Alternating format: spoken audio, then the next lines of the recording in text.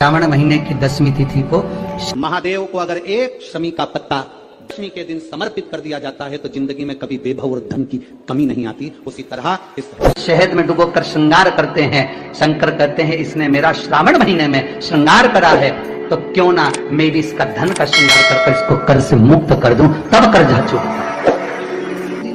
ये केवल श्रावण के महीने में किया जाता है, इसके सिवा कहीं कोई महीने में नहीं कर सकते। शमी के पत्ते को चाहे 21 हो, 11 हो, 51 हो, श्रावण महीने की 10वीं तिथि को उसको शहद में डुबोकर शंकर भगवान के शिवलिंग पर उसको श्रृंगार करो। केवल चढ़ाना नहीं है, जब शहद में डूब जाएगा तो वो चिपक जाएगा। शिव का श्रृंगार करो। क्या होगा इससे? तो लिंग पुराण कहती है, नर्मदा पुराण कहती है, शंकर का जब हम शमी के पत्ते को शहद में डुबोकर श्रृंगार करते हैं, शंकर कहते हैं इसने मेरा श्रावण महीने में श्रृंगार करा है, तो क्यों ना मैं भी इसका धन का श्रृंगार कर इसको कर से मुक्त कर दूं, तब कर जाचो। ये केवल श्रावण के महीने में किया जाता है, इसके सिवा कहीं कोई और नहीं। तो बाद में कहोगे कि हमको हर महीने, तो उस महीने में कर, केवल श्रावण की 10वीं, चाहे उजाले की कर लो चाहे अंधेरी की कर लो, एक ही बार करना।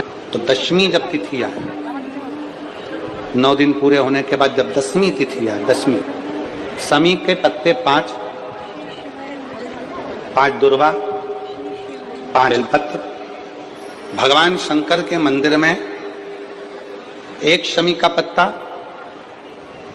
एक दुर्वा, एक बेलपत्र भगवान शंकर से अपनी कामना करके, अपना गोत्र बोलकर शंकर भगवान के शिवलिंग पर समर्पित कर। फिर दूसरा पत्ता, दूसरा शमी पत्ता, दूसरी दुर्वा, फिर शिव जी पे समर्पित कर। 5 पत्ते शमी के, 5 दुर्वा, 5 बेलपत्र समर्पित कर कर 1 लोटा जल 3 बार शंकर जी को उसी जल से 3 बार समर्पित करें।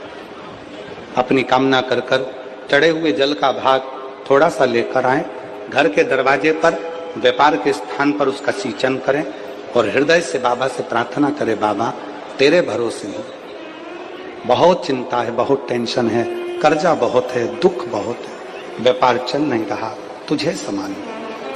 हमारा विश्वास करता है 3 महीने के अंदर जहां भी कथा होगी वहां आपका खुद का कि मेरे बाबा ने मेरा हाथ पकड़ा, मेरे शिव ने साथ। शमी के वृक्ष के नीचे, बेलपत्री के वृक्ष के नीचे अगर भूल से भी बच्चा, बूढ़ा, कोई व्यक्ति एक पार्थिव शिवलिंग का निर्माण कर लेता है, भूलवश भी उस पे जल समर्पित कर देता है, भूलवश भी उसके भाव से पुष्प या शमी पत्र या बेलपत्र भी चढ़ा देता है, तो वो इस संसार में कहीं ना कहीं सुख भोगता ही है, उसके जीवन में दुख नहीं। शमी पत्र की मूलता, शमी पत्र की मूलता, शमी का पत्र समर्पित की गई शमी का एक पत्ता, महादेव को अगर एक शमी का पत्ता समर्पित कर दिया जाता है तो जिंदगी में कभी बेभव और धन की कमी नहीं आती।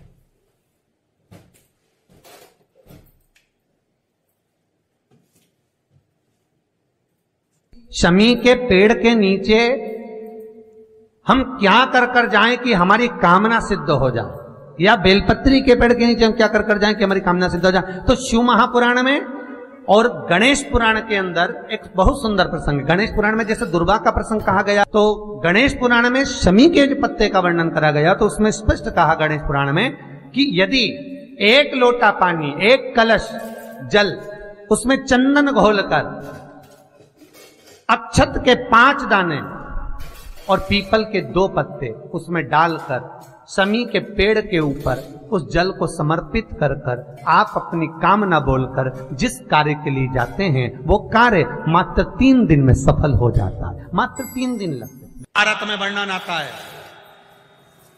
और महाभारत के अंतर्गत जब पांडवों को वानप्रस्थ दिया गया तब पांडवों ने भगवान से पूछा कि हम हमारे शस्त्र को, हमारे औजारों को, हमारे अस्त्र शस्त्र को कहाँ रखें। तब भगवान कृष्ण ने शमी का पेड़ बता दिया। शमी के वृक्ष के नीचे पांडवों ने अपने अस्त्र शस्त्र उस शमी के पेड़ के नीचे गाड़ दिए।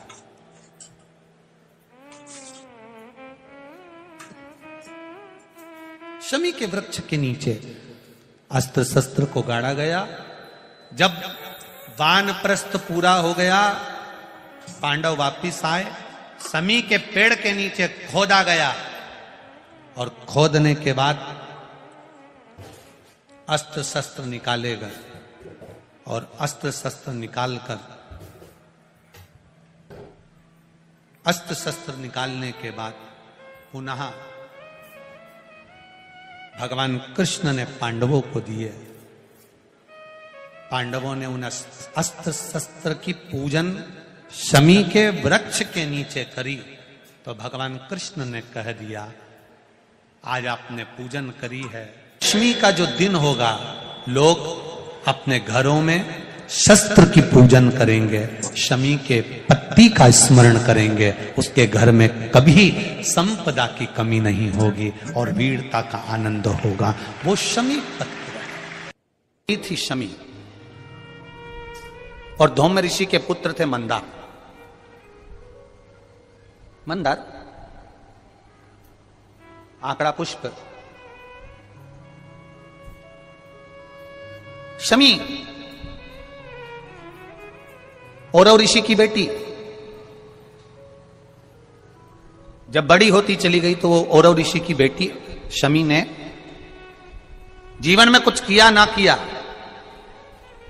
पर एक काम औरव ऋषि की बेटी शमी करती रही कि भरण पोषण में अग्रणी रही।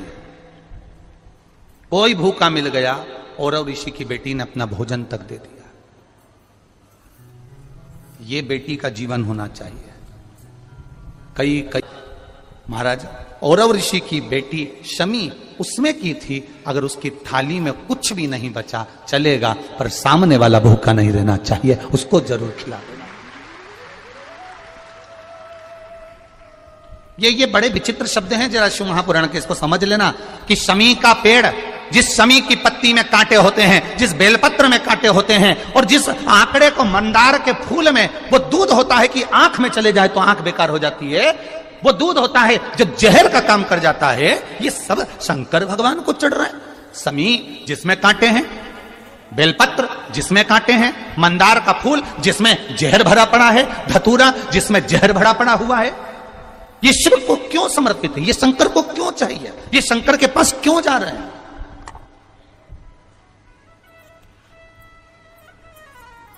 क्यों?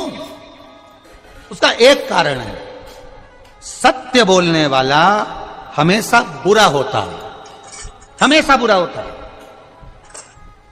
और वो सत्य बोलने वाला व्यक्ति, शमी कांटों में रमी हुई है, लदी हुई है, पर भाव शुद्ध है, उसका भाव गड़बड़ नहीं हुआ। उस शिव मंदिर में जाकर मात्र शिवलिंग का स्पर्श कर लेना। आप में से कितने लोग हैं जो शंकर जी के मंदिर में जाकर चंदन की 3 उंगलियां शिवलिंग पर घुमाते हो ना? शिवलिंग पर 3 उंगली, तो ये 3 उंगली घुमाने का फल क्या है?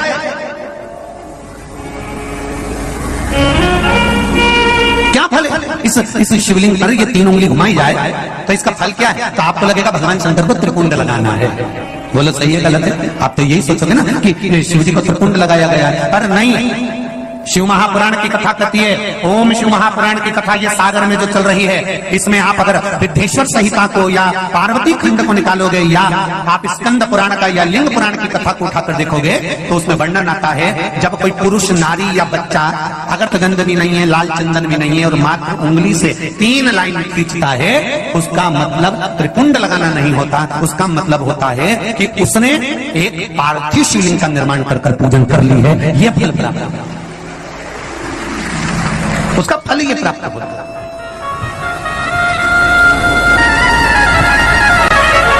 अब आप तो अभी तक सोचते थे कि हमने तो चंदन लगा दिया, हम तो भगवान को चंदन की लाइन खींची, हम भगवान को त्रिपुंड बना कर आए। त्रिपुंड नहीं, भगवान शंकर को आपने त्रिपुंड लगाया वो अपनी जगह पर भगवान शंकर को जो आपने 3 लाइन खींची है, हाथ का जो स्पर्श कर कर घुमाया है, इससे पार्थिव शिवलिंग के निर्माण का फल प्राप्त हो जाता है।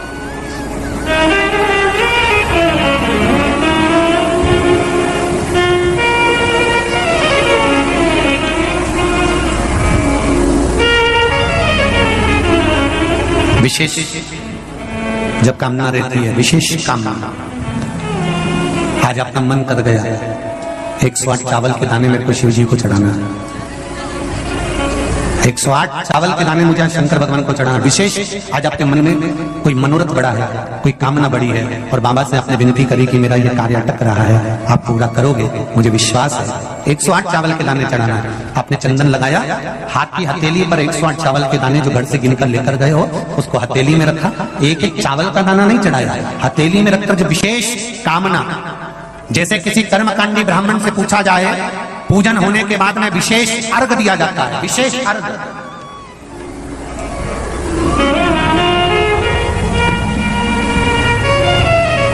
उसी तरह विशेष कामना के लिए